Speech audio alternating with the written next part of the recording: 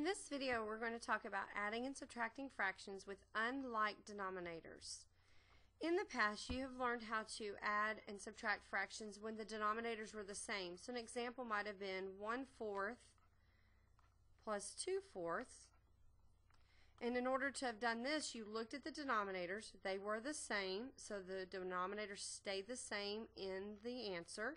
And then 1 plus 2 was 3. And this was the same situation with subtracting. Let's say we had 7/8 minus 2/8.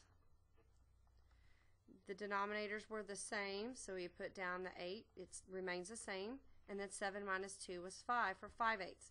This was an easy process as long as the denominators were the same. But now we're going to look at some problems where the denominator is not the same.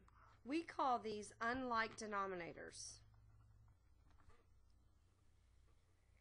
In order to add or subtract fractions with unlike denominators, we're going to have to remember back to least common denominator, which is LCD.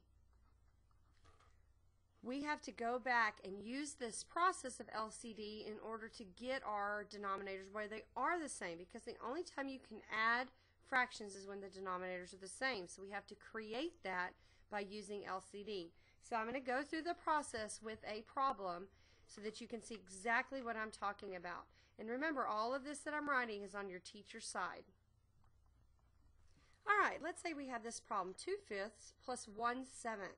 Well, the first thing I would want to do is to look at my denominators, and I notice they are not the same. So that tells me I've got to use LCD.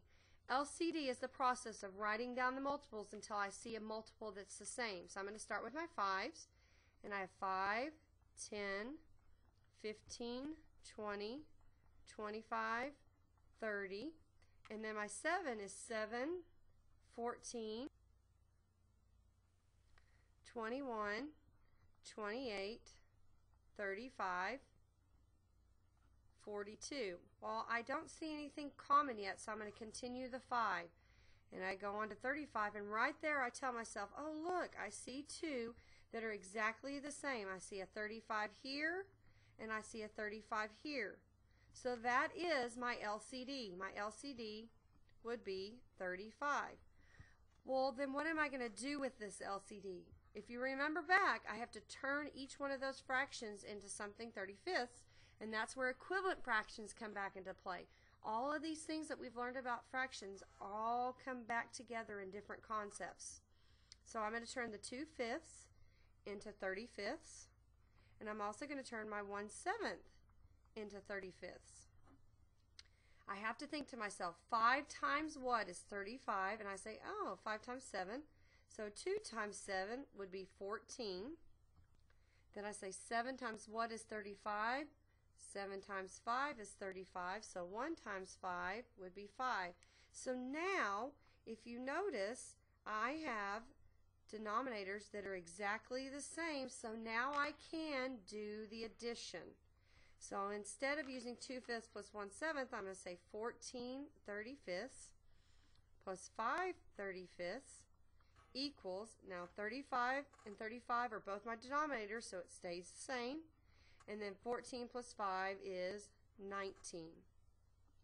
If I could reduce it, I would reduce it. But if I can't, just leave it at it as is. So 2/5 plus 1/7 equals 19 35ths. If you had just seen this problem with that answer, you would have been thinking, how in the world did that happen? Well, it happened through the process of LCD. Let's do one more example, but now we're going to do a subtraction problem. 3/4 minus 1/3. First thing I look at, I see, oh, it's fourths and thirds. I cannot combine those or subtract those if I don't have a common denominator. Right now they're unlike denominators.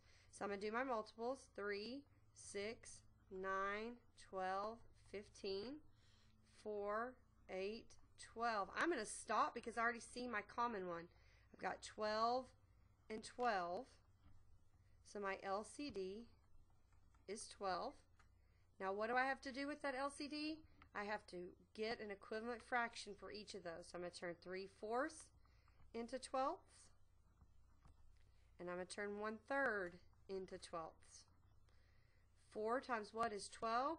Times 3. So 3 times 3 is 9. Because remember, whatever you do to the denominator, you must do the exact same thing to the denominator when you're adding and subtracting.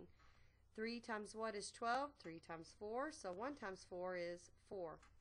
So now I really have 9/12 minus 4/12. Because they're the same denominator, the denominator just goes over there. Don't have to worry about changing it now. 9 minus 4 is 5. And 5/12 cannot be reduced, so my answer is 5/12.